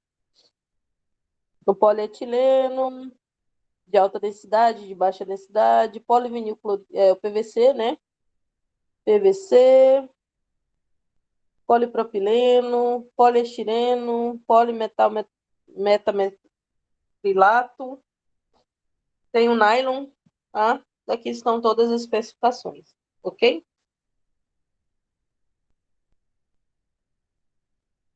O ensaio de flexão em materiais frágeis. É como eu falei para vocês sobre o exemplo lá do concreto, né? A gente faz ensaio de flexão, é mais vantagem a gente fazer ensaio de compressão em concreto e ensaio de flexão, porque é mais específico do que somente o ensaio de tração, né? Ensaio de tração em materiais frágeis, eles não dão uma resposta muito satisfatória. Então, a gente faz a flexão, tá? E aí, quando eu for fazer a flexão, eu já faço no material inteiro, né? Então, se for numa viga de concreto, vai ser nela inteira, com o concreto armado, tá? E aí, a gente pode fazer a flexão por 2 pontos, né? 3 pontos, no caso, tá?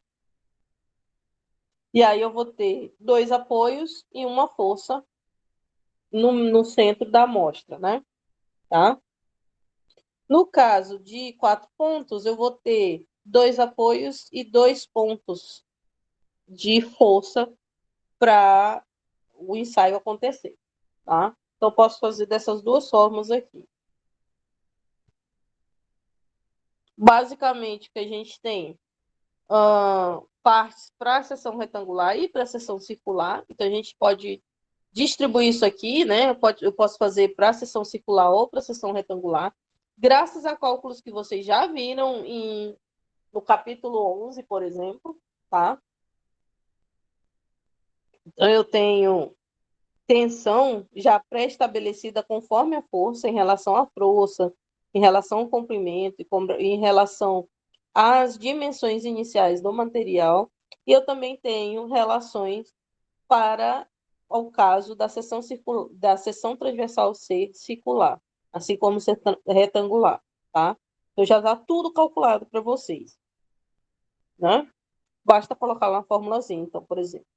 Se eu quiser achar tensão, eu preciso de força, comprimento e dimensões iniciais. Se eu quiser também para a seção circular, e aí vai depender de cada uma dessas seções transversais, ok?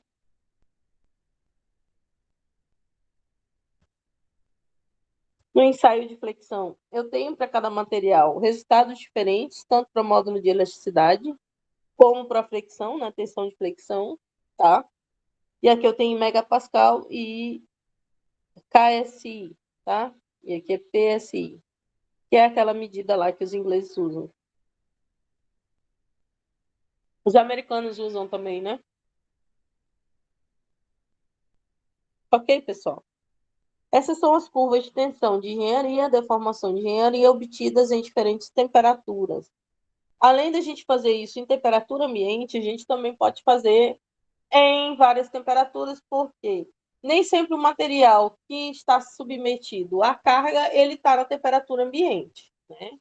Muito pelo contrário, basicamente no nosso trabalho como um todo, eles ou sofrem variações de temperaturas muito altas, que é o caso, por exemplo, de materiais que são submetidos à fabricação de aviões, por exemplo. A temperatura que está aqui embaixo ela é diferente das temperaturas lá no alto, né? Então, lá ele está sofrendo outros tipos de temperatura. Então, o que aconteceu?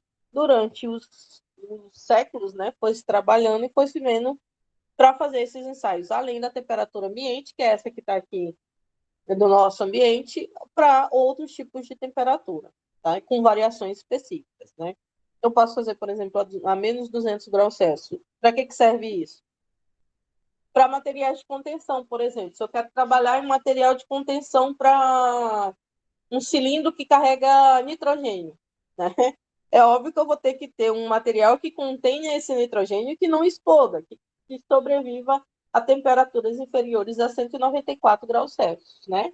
Isso é só um dos exemplos de aplicação. No caso do Titanic, por exemplo, se tivessem estudos sobre aços com alto teor de flúor, com alto teor de silício, alto teor de enxofre, né, em baixas temperaturas, talvez o gigante não tivesse rompido só por bater lateralmente no iceberg, né? O iceberg bateu nele como se ele fosse manteiga, ele cortou o aço como se fosse manteiga. Então, se tivesse naquela época estudos para diversas temperaturas, talvez poderia ter sido salvo, né? Todo mundo entendeu por que a gente faz ensaios em diferentes temperaturas? O comportamento mecânico dos materiais pode mudar radicalmente e realmente muda com a temperatura, né? Isso aqui é para o polimetacrilato de metila, é o acrílico, né? Isso aqui tem várias temperaturas. Então, daqui, por exemplo, baseada só nisso aqui, eu posso saber, por exemplo, que não é legal colocar ele no freezer, né? Estou conseguindo ver aí?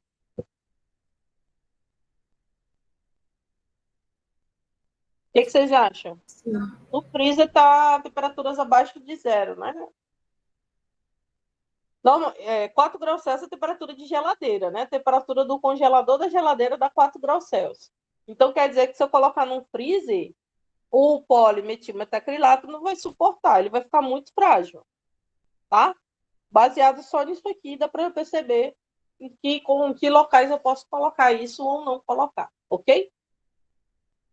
Todo mundo entendeu? Sim, professor.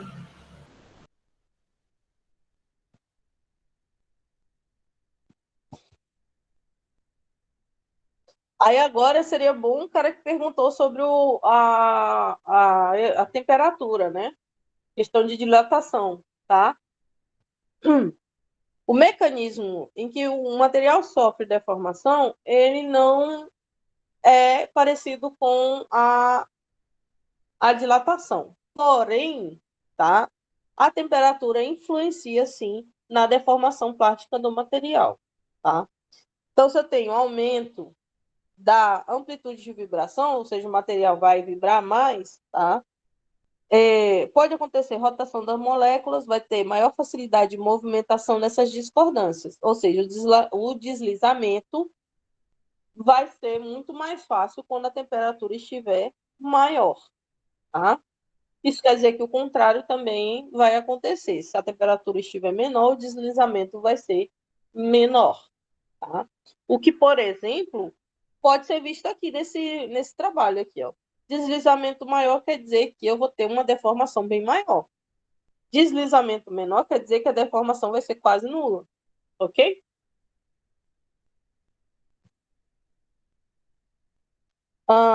Do mesmo jeito, a gente pode ver aqui no outro também, né? Deslizamento menor, menor deformação. Deslizamento maior, maior deformação, tá? Portanto, temperatura maior, tensão menores, né? De escoamento. E maior alongamento, tá bom? Para que a gente pega as aplicações disso? Então, a conformação da mecânica, né? Conformação mecânica de materiais metálicos, poliméricos e cerâmicos, eu posso fazer essa conformação em altas temperaturas, porque daí eu vou ter um melhor escorregamento do material. Vocês sabem o que é conformação? Eu posso, por exemplo, imprimir no material que eu estiver utilizando e ele ficar da forma que eu quiser. Conformação, ficar na forma que eu quero. Então, se eu quiser, por exemplo, que o material seja esférico, eu posso usar uma temperatura maior para poder deixar ele da forma esférica. Você vê muito isso em vidros, materiais de vidros, né? Você vê, por exemplo, em filmes ou em vídeos da internet, o cara com um material praticamente incandescente, ou seja, a temperatura está muito alta, e lá ele consegue fazer a forma que ele quer no vidro, né? Variação do limite de escoamento e alongamento para a fratura, com a temperatura do alumínio a 1100, tá? Então, a gente tem o alumínio a 1100 aqui, com um mínimo de 99% de alumínio e 0,12% de cobre. Então, a gente tem até o limite de escoamento, que é essa parte preta, e o alongamento para a fratura, que é essa parte pontilhada, tá? Alongamento da fratura maior e limite de escoamento menor. Beleza?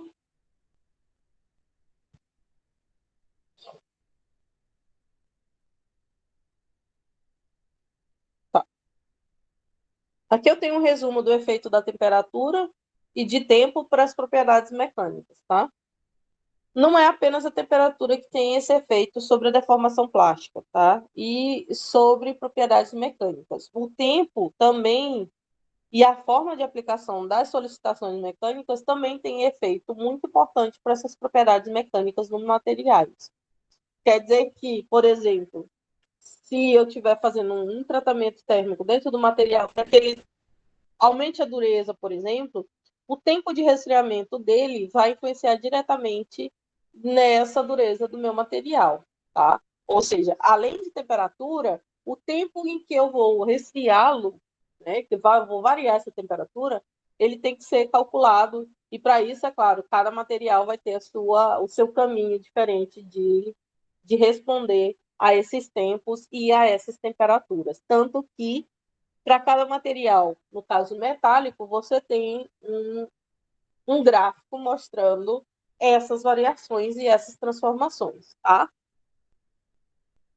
De acordo com a forma de aplicação das solicitações mecânicas com a temperatura e com o tempo pelo qual tais solicitações são aplicadas, os materiais podem se deformar de forma irreversível, mesmo quando submetidos a tensões inferiores à tensão limite, tá? De escoamento. Por um lado, isso pode ser bom, porque eu posso deformar para que ele fique na forma que eu quiser, tá? E aí, por outro lado, isso vai me limitar, porque eu não posso trabalhar naquele intervalo de temperatura em que eu deformei esse material, porque daí ele pode ter tensões inferiores àquelas que estão pré-estabelecidas, tá? Então, se por um lado é bom, a gente tem sempre tudo na vida, né? Por um lado é bom, por outro vai ser bastante ruim, ok? Então, generalizando, quando eu aumento a tensão, tá? Tensão de início, quando eu aumento a temperatura, tensão de início de deformação permanece o limite de escoamento, né? Quando eu aumento a temperatura, a deformação aumenta também, tá? Limite de escoamento baixa com o aumento da temperatura. A deformação aumenta com o aumento da temperatura. Ou seja, a ductilidade também aumenta, né? O tempo elevado, o esforço cíclico e a tensão, mesmo abaixo do limite de escoamento, aumenta, tá?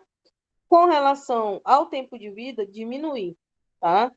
Tempo de vida é aquele tempo de uso antes do material chegar à fratura, antes do material falhar, tá? Se eu tiver materiais metálicos, o material pode ir endurecendo por meio de encruamento. Ou seja, para materiais metálicos ainda tem mais essa questão do encruamento. O encruamento são tensões adquiridas por forças aplicadas durante essa transição de temperatura, né?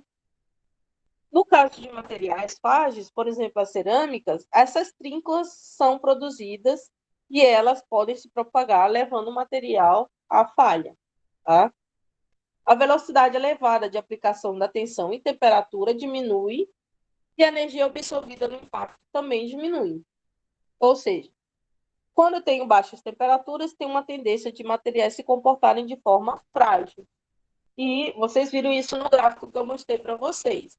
Por exemplo, no gráfico do acrílico, não é muito bacana eu colocar ele na geladeira, lá na parte do congelador, porque ele se comporta de forma frágil, né? A velocidade elevada de aplicação de tensão e temperatura aumenta, a energia absorvida do impacto também aumenta. Ou seja, em altas temperaturas, há uma tendência de materiais se comportarem de forma dúctil, tá? Também já foi mostrado lá no gráfico. Eles têm alongamentos muito grandes quando o aumento da temperatura é grande também, né? Tá bom? Tem dúvidas, pessoal? Ficou alguma dúvida?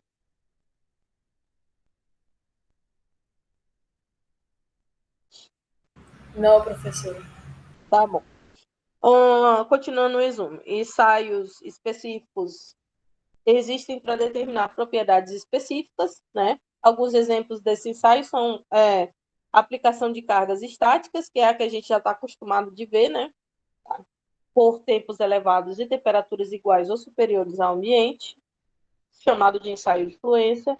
Aplicação de cargas estáticas por tempo curto é o ensaio chamado de dureza. Aplicação de cargas cíclicas com ou sem variação de temperatura por tempos longos é um ensaio chamado ensaio de fadiga. A aplicação de cargas cíclicas, cíclica é colocar, tirar, sempre fazendo ciclos, né? A aplicação de cargas cíclicas com ou sem variação de temperatura por tempos curtos, a gente tem nos ensaios de termomecânicos. E velocidade de aplicação de carga muito elevada com variação de temperatura, a gente chama de ensaios de impacto.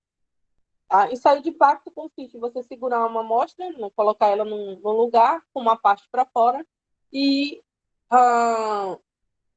com a ajuda de um pêndulo, com algum peso, em direção dessa parte que ficar, dessa amostra que ficar do lado de fora, né? Tá? E aí você cria um impacto. Por isso que a velocidade de carga é muito elevada, porque como é num pêndulo, você coloca a carga aqui e ele vai, por causa da aceleração da gravidade, ele vai muito rápido para a amostra, tá? E aí você pode usar com a variação de temperatura ou não. Vai depender do tipo de ensaio que você quer utilizar. O pequeno número de créditos... isso aqui é do curso que eu tirei, tá? O limite de resistência à tração. Aqui eu tenho um gráfico com casos de densidade e limite de resistência à tração de vários materiais, tá? Tem madeira, tem polímero rígido, tem vários tipos de polímero aqui, tá? De ligas de metálicas, tem materiais cerâmicos, tem materiais elastômeros e por aí vai, tá? Isso aqui é para efeito de vocês procurarem, por exemplo, se vocês querem um material mais denso, né, conforme a necessidade. E vocês verifiquem que os metais, eles saem muito bem, mesmo eles sendo mais densos, né, com relação aos limites de resistência à tração, tá? E aí você tem materiais comparáveis, né, tanto para materiais concreto e tal, e materiais poliméricos, ok? A tendência que eles fazem com esses materiais, por exemplo, poliméricos, é mudar a forma para que eles suportem mais cargas, né? Mudar esses tipos de forma. Materiais vítreos também, né?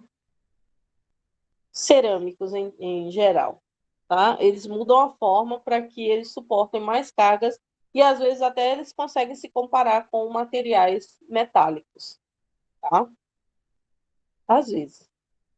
Um exemplo disso é materiais do tipo fibra de carbono, tá?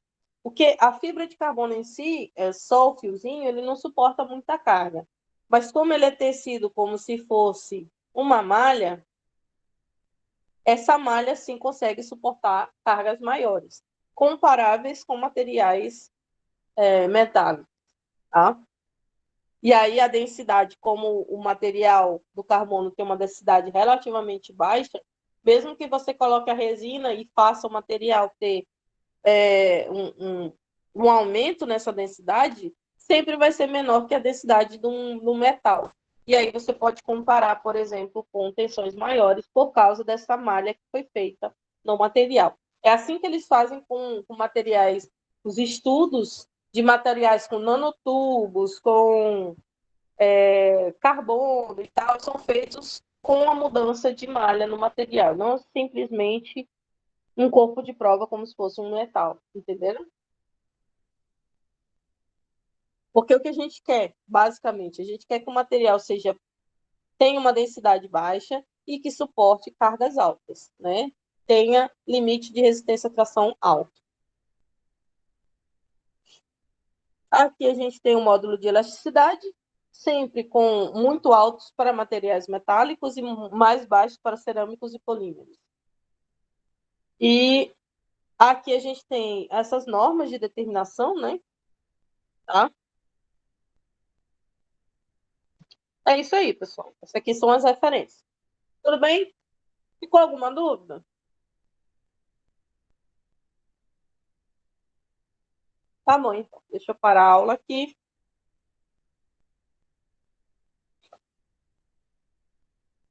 Na próxima aula, a gente já pode ir para torção, né? Se não ficou nenhuma dúvida, eu vou fazer alguns exercícios ainda de tração, de tensão e deformação. E aí, na outra aula, então, a gente parte para torção. Tudo bem?